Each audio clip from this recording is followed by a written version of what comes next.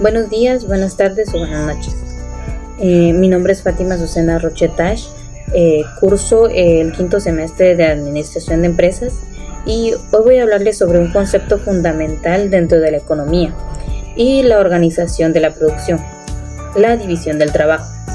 Este concepto es clave para entender cómo funcionan las empresas y las industrias e incluso cómo funciona la sociedad en general.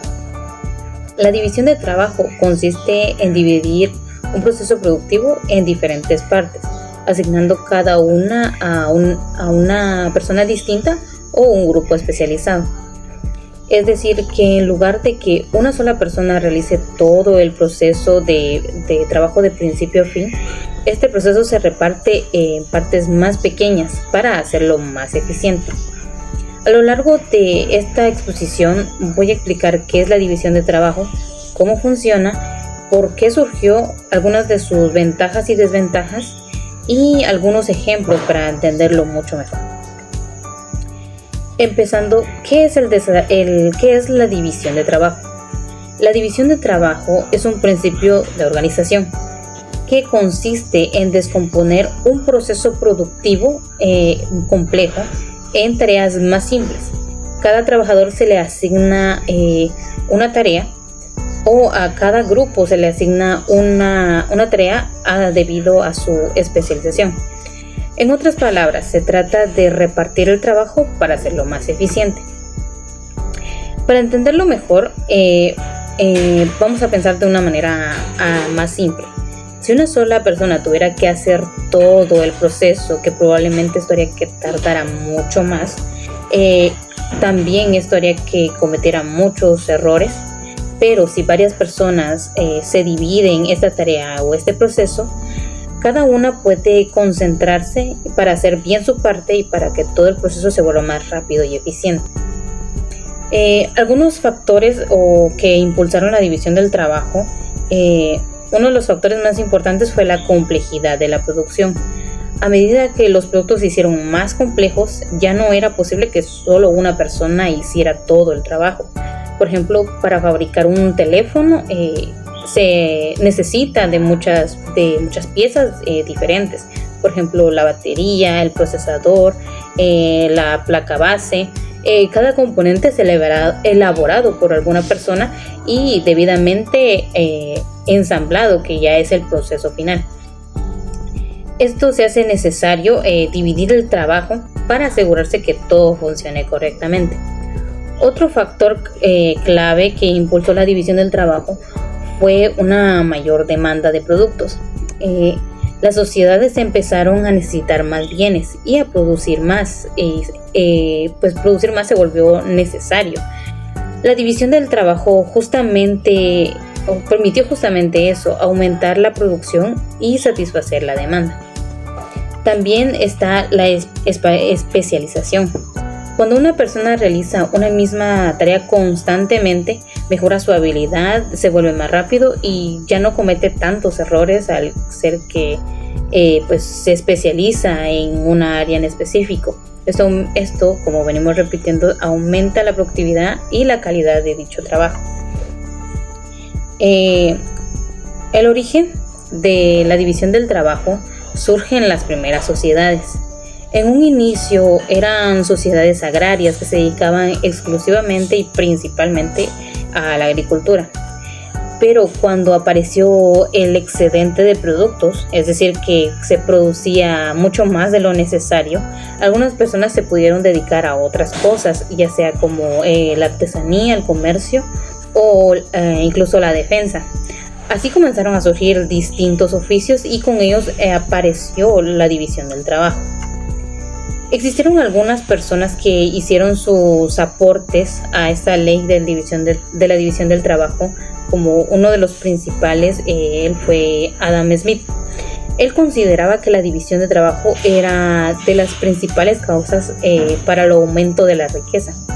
Según él, esto permitía aumentar la productividad, reducir el tiempo de trabajo, de fabricación y mejorar la eficiencia. Además, que cada trabajador se iba a especializar o se especializa y no pierde tiempo cambiando de tarea o cambiando de proceso para generar un producto. Sin embargo, también mencionó que esto es un aspecto negativo, ya que pues pueden haber diferencias salariales entre el que hace la primera parte o el que hace o finaliza la línea de producción. Él también pues señaló que esto podría afectar en el desarrollo del conocimiento, porque consideraba importante la educación para esto.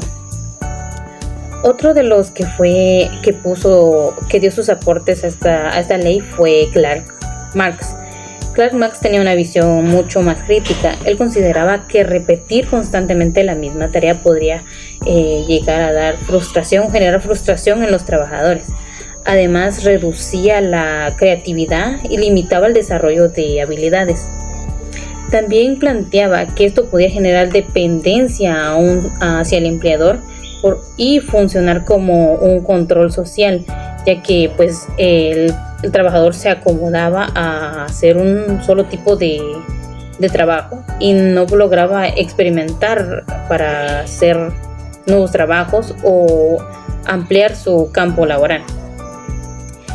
Existen dos tipos de división de trabajo, que está la horizontal, que se divide de manera lineal, o por decirlo así, es un todo en el mismo nivel, que todos hacen no exactamente lo mismo, pero el nivel del trabajo, el nivel de complejidad del trabajo viene siendo similar o igual. También está la vertical o jerárquica, que esta se organiza por niveles dentro de la empresa, ya sea un jefe o un subjefe, y así va bajando la jerarquía hacia abajo. Y pues claro, la división de trabajo tiene ventajas y desventajas. Entre las ventajas pues tenemos que tiene una mayor productividad, mejor calidad de productos, reduce costos y el desarrollo tecnológico también.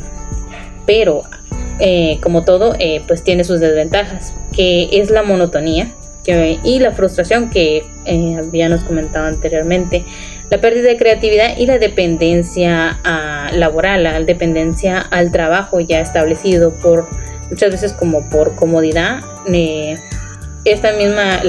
ley del trabajo puede generar esta misma comodidad y monotonía en los trabajadores. Algún ejemplo claro que podría ser en la construcción de un edificio.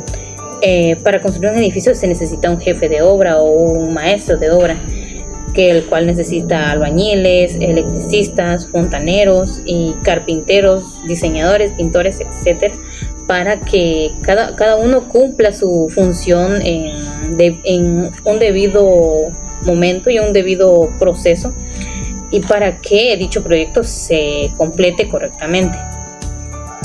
Otro ejemplo muy conocido puede ser el de la fábrica de alfileres, que lo explica Adam Smith, que sin división de trabajo una sola persona produce muy poco, pero al dividir las tareas la producción aumenta enormemente. El ejemplo de Adam Smith es que una sola persona no puede hacer muchos alfileres, es decir, no puede empezar estirando el alambre hasta el último detalle de un alfiler, no puede hacerlo una sola persona. Entonces Adam Smith plantea que la división de trabajo va a hacer que cada uno tenga una tarea específica y eso aumente la producción en gran medida. Para terminar, tendríamos lo que es la conclusión. La división de trabajo es un elemento muy importante en la economía, pues permite mejorar en eficiencia, productividad y organizar mucho mejor el trabajo.